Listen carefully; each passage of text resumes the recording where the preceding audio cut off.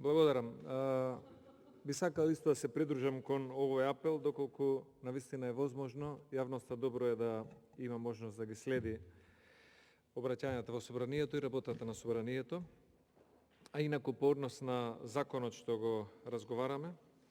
за финансиска стабилност, ќе кажам неколку работи. Прво, законот предвидува од она што може да се забележи финансиски совет, кој што треба да биде да дава финансиски некои рамки и насоки за движење на владините финансиски политики. Но мислењата не се обврзувачки. Прво сметам дека самото составување на ваков совет, оваков закон е закаснето. Требаше владата многу поодамна да направи кадровско зајакнување на Министерството за финансии, но очигледно е дека владата која што во 5 години има 3 министри за финансии, дека нема усогласена стратегија за финансиска политика во државата. Од овие членови во финансискиот совет 13 луѓе членуваат, од кои што 5 имаат право на глас. Другите нема да имаат право на глас. И сметам дека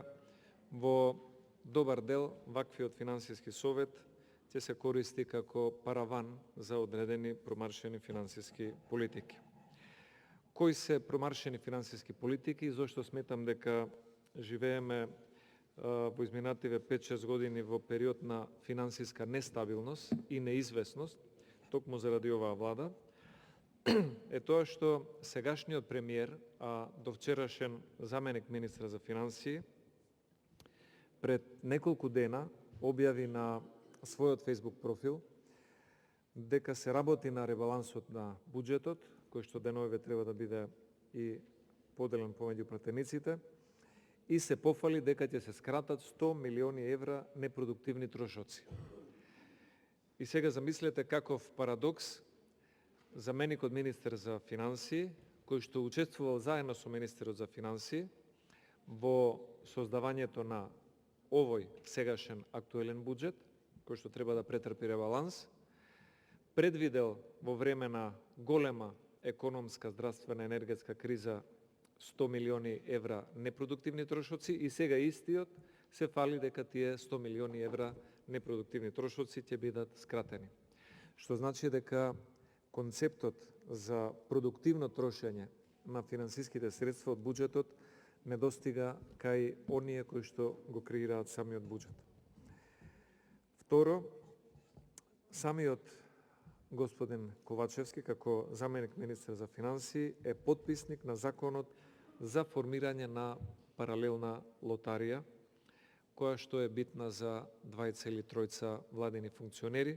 од кои едниот беше службеник во собранието на Република Македонија до пред известно време. Но сега е близок соработник до еден клучен владин министер и е негов плеймейкер по однос на формирањето на паралелна лотарија. Ова е закон кој што беше блокиран од наша страна, сметам дека оправдано, затоа што со ваквата блокада се заштедија голем дел на финансиски средства кои што беа планирани ненаменски да се потрошат од буџетот, а од друга страна и да создадат еден нов извор на паралелно финансирање на одредени поединци и политички партии. И затоа сметам дека ваквите приоритети кои што власта се обидува да ги помине со измена на закони, па кога нема да успее, тогаш предлага трикови со автентично толкување на многу јасни законски текстови, како што е законот за игри на среќа и лотарија, само уште еден показател дека власта нема намера да се занимава суштински со финансиските проблеми, бидејќи и самата е дел од овие проблеми, туку се занимава со симптомите кои што за жал најмногу ги чувствуваат граѓаните, стопанствениците и сите оние кои што се дел од кои што ја плаќаат оваа криза и неработењето на власта. Оваа година уште еден показател за финансиската нестабилност и несоодветното работење на владиниот економски тим е тоа што со новиот ребаланс на буџетот, новиот нето долг со ребалансот ќе биде 1 милиарда и 315 милиони евра. Тоа е околу 70% од бруто домашниот производ. Министерот за финансии на Сојузна Република Германија пред неколку дена за Financial Times објави дека во Германија ќе бидат многу предпазливи во трошењето на буџетот и ќе се движат во нивните рамки да не го надминат долгот да биде поголем од 60% од бруто домашниот производ на Сојузна Република Германија, додека во Македонија гледаме дека овој долг веќе надминува или ќе надмине со ребалансот 70% од БДП, што сметам дека е уште еден показател многу загрижувачки за тоа како власта неуспешно се носи со сегашната криза и како со задолжувањето создава предуслови таа криза во иднина да стане и посериозна.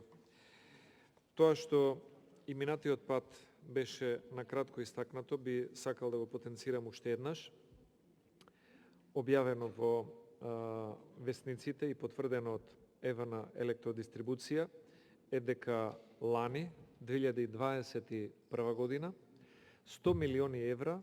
државата од буџетот платила за загубите на електрична енергија, а дел од нив се поради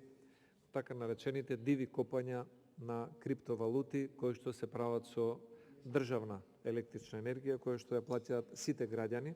оние кои што навремено си ги плаќаат своите сметки, но и оние кои што се даночни обврзници и на тој начин се двојно оштетени. Еднаш за тоа што плаќаат поскапа струја од она што требаше да биде во овој период заради недомаќинското работење на РЕК Битола и на Елем, а второ заради тоа што со своите приходи и со своите плаќања на даноци ги плаќаат оние загуби кои што ни се случуваат во центарот на главниот град, крадење на електрична струја со специјални компјутери кои што го оптоваруваат системот, а служат за лично богатење на луѓе блиски до власта за копање на криптовалути. И затоа сметам дека кога ќе се соберат само овие 100 милиони евра платени на ЕВН за загубите на електрична енергија и оние 100 милиони евра кои што премиерот се фали дека се непродуктивни трошоци, а биле предвидени во буџетот за минатата година, тогаш ќе видите дека само од овие два податоци имаме 200 милиони евра недомаќинско располагање со буџетот, кое што е многу скапо во ваква економска криза. Затоа сметам дека владата и со овој закон и со самиот ребаланс кој што дополнително ќе го разговараме, нема концепт за излез од оваа кризна ситуација и затоа изборите би биле најсоодветно решение. Бидејќи власта само дополнително го зголемува кризното расположение и кај стопанствениците, дополнително влијае на загрозувањето на животниот стандард, а со рекордната инфлација, која што е најголема од 95 година наваму, сметаме дека прогнозите кон крајот на годината ќе бидат уште позагрижувачки. И затоа колку побрзо му се даде можност на народот да избере посериозен и поспособен економски тим, кој што има подобри познавања од финансии и од енергетика, толку ќе биде подобро за државата и за стопанството, бидејќи овој товар кој што владата го создава не може да биде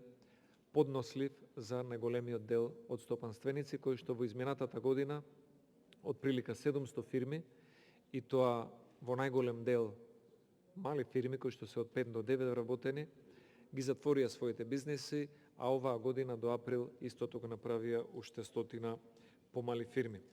И со тоа се тие семејства и тие бизнеси уништени, но на некој начин со тоа страда и економијата во цела Македонија, а и самиот буџет кој што владата недомаќински го троши. Благодарам.